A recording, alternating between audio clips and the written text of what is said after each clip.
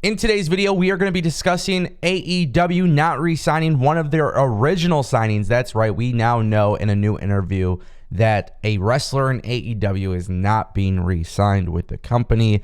I feel like more and more of this information will be coming out soon as well. Also, Killer Kross, Karrion Kross, where is he headed next?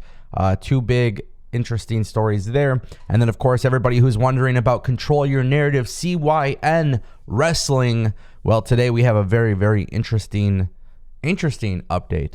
As always, guys, I'm going to keep you updated on everything that's happening in pro wrestling 7 days a week. Also, in addition to that, new live shows Monday, Tuesday, Wednesday. We're figuring it out. We're working on it. But we love talking wrestling here on the channel. So if you guys want to become part of something special, check out all the links in the description. All right, guys, Control Your Narrative, rules and regulations. We're going to just move this over here to the side.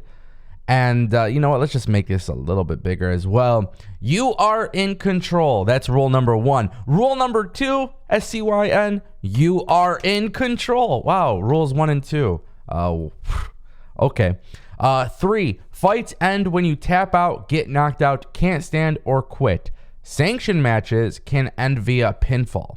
Standard professional wrestling rules apply for sanctioned matches. Chaos ensues in the project pit. What? No super kicks or no tope suicidas. No Canadian destroyers.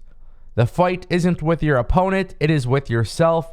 Fights will go on as long as they have to. Sanctioned matches hit their times. If you want to control your narrative, you have to fight. Is this like some Fight Club shit? Like, okay, look, here's the thing. Control your narrative. I'm trying to be open-minded with it. You know what I mean? I think that right now the public opinion is that this is a failure. A lot of people think it's doomed. I mean, I haven't seen their product. You know what I mean? Like, I've seen like the cinematic promos and stuff that they've put out, you know, stuff like that. If that's what their TV show is going to look like, I mean, there could be potential. I don't know. I'm not trying to shit on this idea right away just because everybody else is. But at the same time, too, I look at Control Your Narrative and it's just a lot of people are reacting poorly to this on social media. And, you know, it's just like, to me, this almost feels like too gimmicky. Because I think the concept is actually kind of cool, right? Like, fights end when you tap out, get knocked out, can't stand, or quit. Sanctioned matches obviously end via pinfall. Like, if this is like supposed to be like that grunge, like street fighting, like wrestling mixture, like that could actually have some potential, you know, but I don't know what the hell. Like, no super kicks, no tope suicidas, no Canadian destroyers. Like, it's just all strange to me. I'm willing to give it a chance. I want to see what it looks like. You know, if this is just another super indie, if this is low quality, low budget shit, I'm not really interested in watching it. But, you know, as always, I keep you updated with everything that's happening in wrestling, and Control Your Narrative is the new thing. So we'll see what happens there. For now, I do want to talk about Karrion Kross, a.k.a. Killer Kross. So if you guys are unaware of what he's up to, he's actually in Control Your Narrative. But yesterday, New Japan of America had announced that Killer Kross is set to make his NJPW Strong debut at the Lone Star Shootout event in Dallas on April 1st. So during WrestleMania weekend, Killer Kross will be at NJPW Strong. And what's actually really, really cool is we don't know exactly who he will be competing against. But we do know that he's called out Minoru Suzuki. Now, I really think Killer Kross, Karrion Kross, is a fantastic wrestler. And I think what he did in Impact back in the day was awesome. And ever since he went to WWE NXT, I feel like there's just been this downfall, right? Like, he goes to NXT, he's treated very well. He does very good on NXT.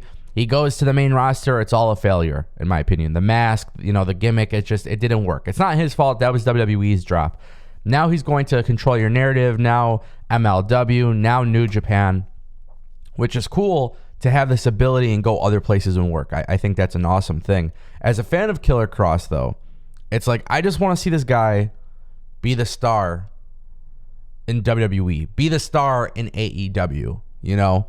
Because we saw how great Impact booked Killer Kross. He was booked very well in Impact. And to me, it's like, if Impact could book him that well, then sure enough, why the hell can't Vince McMahon or Tony Khan figure it out? And as of right now, There's no plans for him to go back to WWE. And as of right now, there is no plans for him to go to AEW, which is really interesting. But I do like the idea of him going to New Japan Strong. I think that's a really cool thing. The only problem is New Japan Strong isn't the most appealing product. It doesn't have the biggest audience or whatnot, but it'll be really cool, especially because there is so much talent there. And if you're going there for the live experience, that should be really, really awesome as well.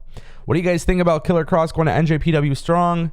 Let me know in the comment section down below. Today, we got to finish things up with the big topic. Joey Janela just revealed in an interview with Denise Salcedo that he is not signing with AEW again. In fact, the words he specifically used, I am not interested in signing with AEW, not re-signing with them. This is a beautiful interview, by the way. If you guys haven't seen Denise's work, I highly encourage you guys check it out because I just think her interviews are really, really good. Good energy. I really do enjoy some of these interviews that she has produced, and having this conversation with Joey Janela, it's what everybody wants to know. And I think you guys should watch the interview to get the full context of everything. But there was something that I really, really thought was wonderful. And it's kind of the frustration part that he had with AEW, because this is the stuff that nobody really talks about. So specifically, this is what's one of the things that was said. It was a learning experience, and I'm going to say this in the most positive way possible without looking negative. Those 3 years in AEW was developmental for me for the rest of my career. I am so much sharper now, not only in ring, but business-wise. I have learned so much in those 3 years. Now, not only am I sharper myself in all facets of the wrestling business, but I can go to a young guy, I can go to a Nick Wayne and teach him stuff of the stuff that I've learned in those 3 years. So this is in reference to his experience with AEW and how AEW made him a better business person. But this is another thing that he says. It's over now and we're just moving forward. I have no complaints. I thank Tony Khan. They've been doing this to people. They've been radio silent on the people. They are letting the contracts expire. That's why you have talent relations to talk to talent and tell them what the situation is. If they are going to have a paycheck coming in, or if they're going to be signed to a per appearance deal, which some of the guys have agreed to. Okay, remember, I was talking about this on the channel. I said on this channel, it appears that AEW is moving to per appearance deals. This way, they don't look as bad for not re-signing certain talent. Now, Joey Janela says, I would never agree on a per appearance deal anywhere. My per appearance deal is going to be when I am booking myself all over the world. I am booked in 6 different countries coming up per appearance on the independent scene. I want to be my own boss. That's how I got my name out there. I was my own boss, and I had the most buzz outside of the elite, and that's why I had this opportunity at AEW, and that's why I had the opportunity at All In. And he's right on the money, 100%.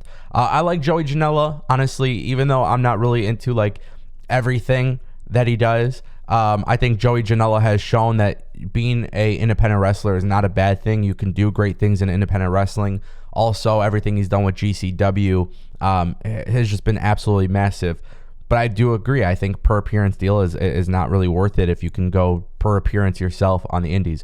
Ultimately, good stuff, though. I really like hearing this insight. And again, shout out to Denise Salcedo for that information, too, with the interview. Let me know what you guys think in the comment section down below, and I will see you next time. Thank you for watching.